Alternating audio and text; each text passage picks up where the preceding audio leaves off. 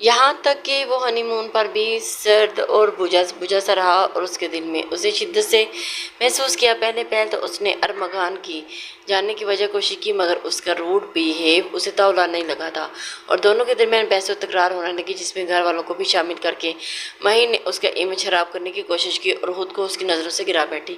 دل میں تو وہ پہلے بھی موجود نہیں تھی، وہاں تو ابرش کا قبضہ تھا۔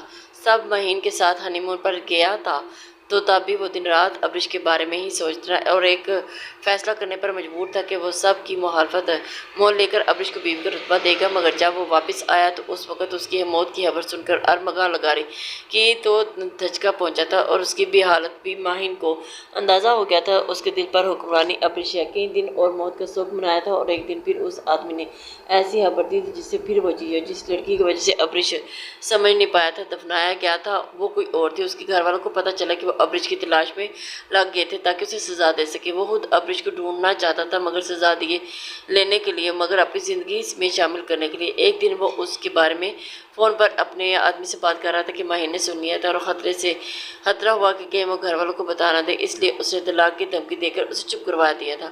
ابرش کی تلاش نے اس نے پورا لاہور شہر چھان مارا تھا مگر 6 سال گزر گئے وہ نہ ملی۔ وہ مایوس ہو کر اس کے گمان میں بھی نہیں تھا کہ وہ اسلام آباد میں ہوگی اور آج 6 سال کے بعد اس کی طرف سے نوٹس موصول ہوا تو نہ صرف اس کی اسلام آباد میں موجودگی کا پتہ چلا بلکہ وہ اس کے بچے کی ماں تھی۔ اس خبر نے جتنی اسے خوشی دی تھی وہ سوچ بھی نہیں سکتا تھا۔ مہین بے اولاد تھی، اچھے 6 سال سے حویلی والے اس کی اولاد کے لیے ترس رہے تھے اور یہ سب جاننے کے بعد اسلام آباد جا کر ابرش کو منانا چاہتا تھا، اپنے بیٹے کو اپنی شفقت دینا چاہتا تھا اور سب کے لیے پہلی بار اس نے مہین سے کھل کر بات کی تھی۔ مہین میں مزید خاموشی سے سائے میں نہیں جی سکتی۔ ابرش نے بے شک اس کے گھر آئی تھی مگر میری بیوی تھی، تمہارے اور میری زندگی میں آنے سے پہلے ہی اس نے اپنی بیوی مان کر ازدواجی تعلق قائم کر لیا تھا۔ مجھے لگا وہ وقتی کشش تھی مگر جب تم میری زندگی میں آئی تو مجھے احساس ہوا کہ وقتی جی اور تمہارے ساتھ بھی چین نہ ملا تو میں نے اسے سب سے پہلے سامنے اپنانے کا سوچا تھا، مگر اس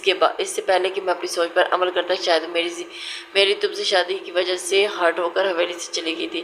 بعد میں حالات تم سے واقف ہوں کہ کتنا ڈھونڈا، اب مجھے پتہ چلا کہ وہ اس کے پاس میرا بیٹا ہے اور میں خود میرا خون، میری اولاد، میری جائیداد کا وارث۔ اب میں کسی بھی قیمت پر اسے چھوڑ نہیں سکتا، مجھے اپنی بیوی بیٹے دونوں کو اپنانا ہے۔ اسلام آباد جا رہا ہوں، امید ہے کہ تم تعاون کرو گی، لیکن اگر نہیں کرو گی تو تمہاری مرضی، میں کسی سے نہیں ڈرتا۔ اپنی بیوی بیٹے کو لے کر آؤں گا اور انہیں ان کا حق دوں گا جسے آج 6 سال سے محروم ہوں۔ اور سن کر اگرچہ مہین کو دھچکا لگا تھا لیکن اس دن احساس اسے پہلی بار ہو چکا تھا کہ اگر کبھی ابرش اسے ملی تو ضرور اسے اپنائے گا۔ اس لیے اس نے خاموشی اختیار کر کے تقدیر کے فیصلے پر آگے سر جھکا لیا۔ دوسری طرف ارمغان لغاری نے 6 سال بعد ابرش کے سامنے کھڑا تھا۔ ابرش ایک نظر دیکھ لینے کے بعد چہرہ دوسری طرف پھیرا تھا۔ وہ شیلا فروخ کے کہنے پر بڑی مشکل سے اس کی ملاقات کے لیے تیار ہوئی تھی، ورنہ اس کا دل ہی نہیں مان رہا تھا کہ وہ اس خود غرض انسان کے ساتھ شکل دیکھے جس نے محض اپنی وقتی خواہش کے لیے اس کا استعمال کیا تھا۔ ارمغان کچھ پل اسے دیکھتا رہا، پھر بڑی محبت سے اس کا نام لیا مگر ابرش کی طرف سے خاموشی چھائی رہی۔ جواب دینا تو وہ دور، ارمغان کی طرف دیکھا تک نہیں تھا۔ یہی چیز ارمغان کے دل کو چیر بیٹھی تھی۔ چپی تھی ابرش چند لمحوں کے توقف کے بعد اس نے پھر پکارا اور کہنے لگا، میں جانتا ہوں تمہارے دل میں میرے لیے بہت نفرت ہے، اسی لیے مجھے تم دیکھنا بھی نہیں چاہتی اور میں شاید اسی نفرت کا ہی مجھ سے کیوں، لیکن میں تم سے کچھ مانگنے آیا ہوں، وہ ہے معافی، کیونکہ میں نے تمہیں ایسا نام دیا جو تمہارا تھا ہی نہیں۔ بنی یہ ایک ایسا ترین لفظ ہے جس کو سن کر نہ جانے تمہارے دل پر کیا گزرتی ہوگی اور احساس مجھے اب ہو رہا ہے۔ اسی بدترین لفظ کی وجہ سے میں تمہیں تمہارا حق نہیں دیا، تو عزت نہیں دی، جو رشتہ ہمارا اس میں وہ مقام نہیں دیا تم ڈیزرو کرتی تھی۔ وہ کہتے ہوئے اس کے قریب آیا اور منت کرنے والے انداز میں بولا، ابرش میں چاہتا ہوں تم واپس آؤ اور میرے لیے رائم کی خاطر 6 سال وہ باپ کی شفقت سے محروم رہا، اب مزید اسے محروم مت کرو۔ میں وعدہ کرتا ہوں کہ میں تمہیں تمہارا جائز حق مقام دلاؤں گا، حویلی والوں کے سامنے اعلان کر کے تمہیں اپنی بیوی تسلیم کرواؤں گا، ونی کے لیبل سے آزاد کرواؤں گا، تم چاہو تو میں عدالت میں بھی تمہارے ساتھ جاؤں گا، قانوناً اس داغ کو بھی مٹاؤں گا اور اس کی خاطر رسم کو بھی خاتمے کے لیے تمہارا پورا ساتھ دوں گا۔ پلیز اپنا طلاق والا نوٹس واپس لے لو۔ ابرش کی آنکھوں سے آنسو گرنے لگے۔ اب کیوں ارمغان لغاری، اب کیوں؟ ایک رات کے لیے میرا استعمال کرنے کے بعد خیال نہیں آیا کہ میں آپ کی بیوی تھی، مجھے میرا جائز مقام دلا دیں، صرف اپنی خواہش پوری کرنے کے لیے؟ کس قدر خود غرض انسان ہو، میں جانتی ہوں اب میرا ساتھ تم اس لیے نہیں مانگنے آئے کہ تمہارے میرے ساتھ خواہش ہے، بلکہ اس لیے کہ تمہارے بیٹا میرے پاس ہے، اور تم صرف رام کی وجہ سے آیا کیونکہ تمہارا من پسند خاندانی بانجھ ہے، من پسند خاندانی بیوی بانجھ ہے نا۔ وہ غصے سے ایک ہی سانس میں بولتی چلی گئی۔ ارمغان لگاڑی کی طرف اٹھا۔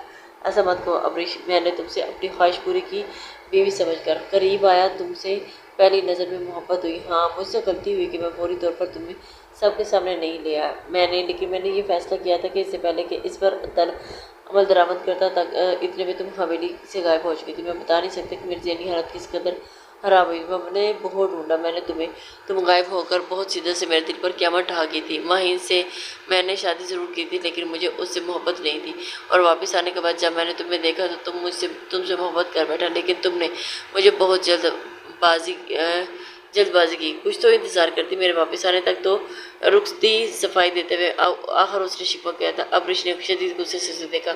پریگننٹ تھی میں، کیسے رکتی؟ حویلی والوں کو پتہ چلتا تھا تو کیا وہ میرے بچے کو پیدا ہونے دیتے؟ اور آپ کا کیا بھروسہ؟ اس بات سے ہی مکر جاتا کہ آپ کا تو نہیں، بنی کے ساتھ کچھ بھی بد کرداری کا لیبل لگ جاتا تو شاید آپ زندہ بھی نہ ہوتی۔ لہٰذا مجھے یہی بہتر لگا کہ حویلی والوں کو پتہ چلنے سے پہلے ہی حویلی چھوڑ دو۔ ارمغان لگاری نے گہری سانس لی اور بالکل صحیح کہہ رہی تھی۔ اس وقت اس نے کیا جو حالات کے لحاظ ٹھیک تھا، غلطی ساری اس کی تھی۔ اپنے فیصلے پر عمل درآمد کرنے کے بعد وہ لیٹ ہو گیا تھا، لیکن اب وہ اپنی غلطی سدھارنا چاہتا تھا۔ ابریش راضی نہیں ہو رہی تھی تو اس نے شیلا فروخی کی منت کی اور اس کو راضی کرے۔ شیلا فروخی دل سے چاہتی تھی کہ ابریش اور اس کے بیٹے کو اس کا حق ملے، وہ سب خوشیاں ملیں جن سے وہ محروم تھی۔ اس لیے اس نے ابریش کو سمجھایا کہ خوشیاں تمہارے در کو خود چل کر آئی ہیں، لہٰذا ان سے منہ مت موڑو، اپنا نہیں تو اپنے بیٹے کا سوچو، اب اسے اپنا حق لینے دو۔ طلاق لے کر اپنے ساتھ ہی تم رائم کے ساتھ بھی برا کرو گی۔ صرف شیلا فروخی ہی نہیں بلکہ فون پر صاحبہ لگاری نے بھی اسے سمجھایا تھا۔ ارمغان لگاری کو معاف کر کے اس کے ساتھ چلنے کو تیار ہوگی۔ اگرچہ دل راضی نہیں تھا، مگر صاحبہ لگاری اور شیلا فروخی اس کی موسم تھی، وہ انہیں کیسے انکار کر سکتی تھی۔ رائم باپ سے مل کر بہت خوش ہوا تھا۔ ارمغان لگاری کا چہرہ اس کے مان جانے کی خوشی سے کھلا ہوا تھا۔ وہ ابریش اور رائم کو لے کر حویلی پہنچا تو سب کو شاق لگا۔ رائم کے بارے میں استفسار کرنے پر ارمغان نے بڑے فخر سے کہا تھا کہ اس کا بیٹا رائم لگاری ہے، اور یہ والا شاق پہلے سے بھی بڑا تھا سب کے لیے، خاص طور پر شہباز لگاری نے تو وبیلہ مچا دیا۔ ارمغان سے کہنے لگی کہ یہ تمہارا بیٹا کیسے ہو سکتا ہے؟ اس لڑکی نے 6 سال نہ جانے کہاں گزارے، کس کس کے ساتھ مکالمہ کیا ہوگا، اس بچے کو تمہارا بیٹا مان کر اس حویلی کا وارث ہرگز تسلیم نہیں کریں گے۔ شہباز لگاری کی اس بات پر جہاں ابریش کا چہرہ دھواں ہوا تھا، ارمغان کے بھی چہرہ سرخ ہو گیا تھا۔ انتہائی غصیلی نگاہوں سے شہناز لگاری کو دیکھتے ہوئے بولا تھا، بھابی یہ بات آپ نے آج تو بول دی، آئندہ اگر کہی تو بالکل لحاظ نہیں کروں گا۔ میری بیوی کی پاک دامنی کا سرٹیفکیٹ مجھے آپ کو دکھانے کی ضرورت نہیں، یہ میرا بیٹا ہے، میں جانتا ہوں۔ جس کو نہیں یقین وہ مت کرے، مجھے کوئی بات پرواہ نہیں، لیکن اب بات صرف سب کو واضح کر دوں، اگر کسی نے میری بیوی کو کردار کشی کی تو مجھ سے برا کوئی نہیں ہوگا، خدا کی قسم کسی کا لحاظ نہیں کروں گا۔ وہ وارننگ دیتا ہوا ابریش کو اور رائم کو لیتے بیڈ روم میں چلا گیا تھا۔ مہین ان کے آنے سے پہلے ہی اپنا سامان دوسرے روم میں منتقل کر چکی تھی، کیونکہ وہ جانتی تھی کہ اب اس بیڈ روم میں وہ اسے نہیں اپنی محبت کو ہی رکھے گا۔ رائم کے چہرے پر خوشی کی چمک تھی، نئی جگہ نئے ماحول، خاص طور پر باپ کو پا کر بے حد مسرور تھا، جبکہ ابریش خاموش اور سنجیدہ تھی، آنکھوں میں تذبذب اور دل میں عجیب سی بے چینی تھی۔ اتنے سالوں بعد یہ سب ملنا اور قبول کرنا اسے سب عجیب لگ رہا تھا، اور دوسری طرف ارمغان بھی بے چینی کا شکار تھا۔ وہ چاہتا تھا کہ ابریش سے بات کرے اور اس پر اعتماد کرے، اس کے دل کی کیفیت کو سمجھے، اور دونوں کی طرف محبت اور اعتبار کی فضا قائم ہو، وہ اپنا رشتہ نئی سرے سے شروع کریں۔ لیکن ابریش کا روکھا اور محتاط رویہ اسے جھجکنے پر مجبور کر رہا تھا۔ دوسری طرف حویلی کا ماحول بھی خاموش اور الجھا ہوا تھا۔ احسان لگاری، شہباز لگاری اور فراز لگاری کو مشترکہ رائے تھی کہ حالات کو مد نظر رکھتے ہوئے ابریش اور رائم کو قبول کر لینا چاہیے۔ جب ارمغان رائم کو اپنی اولاد مان رہا ہے تو ہم کیسے کہہ سکتے ہیں کہ اس کا بیٹا نہیں ہے؟ احسان لگاری نے کہا، وقت بدل چکا ہے، ہمیں بھی دل بڑا کرنا ہوگا۔ رائم ہمارا ارمغان کا بیٹا ہے تو ہمارا خون ہے، اسے رد کرنا ناانصافی ہوگی۔ شہباز اور فراز لگاری نے بھی اس فیصلے میں باپ کی تائید کی تھی، ویسے بھی اس حویلی کو وارث کی ضرورت تھی۔ شہباز کا ایک ہی بیٹا تھا، ارحم، جو فوت ہو گیا تھا، اور فراز کی صرف بیٹیاں تھیں۔ ارمغان کی مہین سے کوئی اولاد نہیں تھی۔ اب ایسے میں ابریش جو بے شک بنی میں آئی تھی، مگر تھی تو ارمغان کی بیوی، جو اس کے پیٹ سے جنم لینے والا بچہ ارمغان کا بیٹا تھا، اس حویلی کا وارث ہی ہوا۔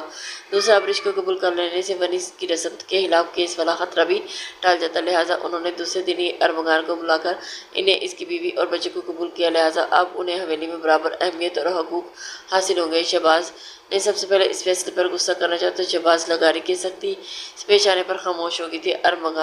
ارمغان نے اپنا کہا سچ کر دکھایا۔ لغاریوں نے اپنی بہو تسلیم کر کے وہی درجہ دیا جو شہناز صاحبہ کا تھا، اور شہناز کا تو اس بات نہیں کرتی تھی، مگر صاحبہ اس کے لیے بہت خوش تھی۔ ابرش کے لیے وہ بڑی بہنوں کی طرح تھی۔ ابرش کی زندگی آج سنوری تھی تو اس کے پیچھے انہی کا ہی ہاتھ تھا۔ شروع میں اسے ارمغان لغاری اور اس کے کمرے کی اجنبیت محسوس تھی، مگر پھر ارمغان کا لانگ لیونگ کیئر انداز اور خلوص جو ہر عمل سے چھلکتا تھا ابرش کے دل کی دیواروں پر محبت کی دستک دینے لگا۔ یہ دستک 6 سال پہلے تب ہوئی تھی جب ارمغان لغاری کو پہلی مرتبہ اس نے اسی کمرے میں دیکھا تھا اور وہ اس کے قریب آیا تھا، اور اس کے بعد جو حالات ہوئے تھے، جذبات اور احساسات مردہ ہو گئے تھے، لیکن اس کی محبت دیکھ کر وہی جذبات اور احساسات پھر سے زندہ ہو گئے تھے۔ ارمغان روز بروز اس کے قریب جا رہا تھا اور اس نے زبردستی جلد بازی نہیں کی تھی۔ وہ جانتا تھا کہ ابرش کے دل میں درد ہے، ماضی کے زخم ہیں۔ وہ چاہتا تھا کہ اسے یقین دلانا چاہتا تھا اس کی محبت سچی ہے۔ ایک رات جب ابرش اس کے کچھ فاصلے پر لیٹی ہوئی تھی تو ارمغان نے اس سے کہا تھا، ابرش میں جانتا ہوں کہ تمہارے دل میں مجھے لے کر اعتبار نہیں، میری طرف سے خوف لاحق ہے۔ بے شک مجھ پر اعتبار نہ کرو، مگر مجھے میری محبت پر یقین کر لو۔ اتنا جان لو کہ تم میرے لیے وہ ہو جسے میں آخری سانس تک اپنے ساتھ دیکھنا چاہتا ہوں۔ ابرش خاموش تھی، لیکن اس کی آنکھوں میں نمی تھی۔ آہستہ آہستہ اس نے ارمغان لغاری پر بھروسہ کرنا اور اس کی محبت کو قبول کرنا شروع کر دیا۔ ایک دن ایسا آیا کہ وہ خود کہہ بیٹھی، ارمغان، مجھے آپ پر اور آپ کی محبت پر یقین آ گیا، آپ میرے ساتھ کبھی نہیں چھوڑیں گے۔ اس کے منہ پر یہ الفاظ سن کر ارمغان کی آنکھیں خود سے خوشی سے چمک اٹھی اور ایک رات وہ اسے اپنی باہوں میں بھر گیا۔ لیکن ابرش کی مکمل رضامندی سے پھر ایک دن ارمغان نے اسے سرپرائز دیا کہ وہ اسے اور رائم کو گھمانے کا کہہ کر باہر لے آیا۔ طویل سفر کے بعد جب وہ ایک پرانی گلی میں گاڑی لایا تو ابرش کے دل کی دھڑکن تیز ہو گئی اور اسے وہ جگہ جانی پہچانی سی لگی تھی، یوں جیسے بہت سی یادیں وابستہ۔ ارمغان نے اسے کہا، ابرش، میں تمہیں ان سے ملوانے لایا ہوں جن سے تم ناراض ہو۔ شاید وہ اسے اس کے ماں باپ کے گھر لایا تھا، اور ابرش نے دروازے کے اندر قدم رکھا اور اس کے سامنے اس کے بابا اور ماما اور اس کے ساحل بھیا تھے، اور اس کے چہرے پر پشیمانی اور درد اور آنکھوں سے اشک رواں تھے۔ ابرش کی آنکھیں بھی بہنے لگی۔ برسوں کا بچھڑا پن ایک پل میں سمٹ آیا۔ وہ تیزی سے آگے بڑھ کر ماں اور باپ سے لپٹ گئی تھی۔ ارمغان کھڑا اس جذباتی منظر کو نم آنکھوں سے دیکھ رہا تھا، اور وہ واقعی اپنے ماں باپ سے ناراض تھی، تبھی تو اتنے سال گزرنے کے باوجود بھی انہیں ڈھونڈنے اور ان سے ملنے کی کوشش نہیں کی تھی۔ مگر آج ارمغان نے اس کی یہ ناراضگی ختم کر دی تھی۔ پورا دن اس نے اپنے والدین کے ساتھ گزار کر پھر جلد آنے کا وعدہ کر کے ارمغان کے ساتھ حویلی لوٹ آئی تھی۔ مہین، جو ایک ہفتے سے اپنے ماں باپ کے گھر گئی ہوئی تھی، نہ جانے کیوں اس نے طلاق کا مطالبہ کر دیا۔ ارمغان کو کیا اعتراض ہو سکتا تھا بھلا؟ جب اس نے خود ہی طلاق مانگی تھی تو لہٰذا اس نے مہین کی خواہش کو پورا کر دیا۔ کسی نے کچھ نہیں کہا کیونکہ طلاق کا فیصلہ مہین کا اپنا تھا۔ بظاہر سب کچھ ٹھیک ہو گیا، مگر ابرش اس طرح میں مبتلا رہتی تھی۔ ایک دن ارمغان نے اصرار کر کے پوچھا تو کہنے لگی، جس رسم کا میں شکار ہوئی تھی، میں چاہتی ہوں کہ وہ اس گاؤں سے ختم ہو جائے تاکہ میری طرح سے کوئی اور بچی ایسی رسم کا شکار نہ بنے، لیکن اس میں کیا کروں، مجھے کچھ سمجھ نہیں آ رہی۔ ارمغان اسے تسلی دیتے ہوئے کہا، وہ جلدی اس کے بارے میں کچھ کرے گا، تم پریشان نہ ہو۔ اور پھر ہاتھ سی کوششوں کے بعد اس نے گاؤں کے بڑوں کو اکٹھا کر کے ایک بیٹھک بلوائی، جس میں اعلان کیا کہ آج کے بعد اس گاؤں میں ونی جیسی کوئی رسم نہیں ہوگی، اور چاہے کچھ بھی ہو جائے۔ گاؤں کی جوان نسل تو تھی ہی اس رسم کے خلاف، مگر کوئی ڈر کے مارے اس کے بارے میں خلاف ختم کرنے کے لیے آواز اٹھانے کی ہمت نہیں کرتا تھا۔ مگر ارمغان نے اس کے بارے میں آواز اٹھا کر بہت بڑی ہمت کا مظاہرہ دکھایا اور ہمت دکھائی، بلکہ ان تمام مشکلات اور مسائل کا ڈٹ کر سامنا کیا جو اسے اپنے گھر سے ہی نہیں، گاؤں کے مختلف لوگوں سے جھیلنے پڑے۔ اس سب سے کم 3 مہینے کا عرصہ لگا تھا اور لوگوں کو سمجھانے اور قائل کرنے کی خاصی دشواری پیش آئی تھی۔ اس رسم کے خاتمے کا قانونی نوٹس اس نے باقاعدہ عدالت میں حاصل کیا تھا۔ سب سے میڈیا شیلا فاروقی اور اس کی ٹیم نے بھی اس کا پورا بھرپور ساتھ دیا تھا۔ آخرکار جب گاؤں سے اس پرزودہ رسم کا خاتمہ ہوا تو ابرش کا اضطراب بھی سکون میں بدل گیا۔ اب اس کی زندگی نارمل ہو چکی تھی اور اس کے گھر والے آزادانہ اس سے مل جاتے تھے، اور جب وہ چاہتی تھی ان سے مل کر آتی تھی۔ کسی قسم کی روک ٹوک یا پابندی نہیں تھی۔ وہ اپنی زندگی میں خوش اور مطمئن تھی۔ رائم کے بعد زارا نے آ کر ان کی زندگی مکمل کر دی تھی۔ لسنرز، امید کرتی ہوں آپ کو یہ ناول پسند آیا ہوگا۔ اپنے کمنٹس لائک اور شیئر ضرور کر دیا کریں، اس سے ہماری حوصلہ افزائی ہوتی ہے۔ نیکسٹ ناول تک کے لیے اللہ حافظ۔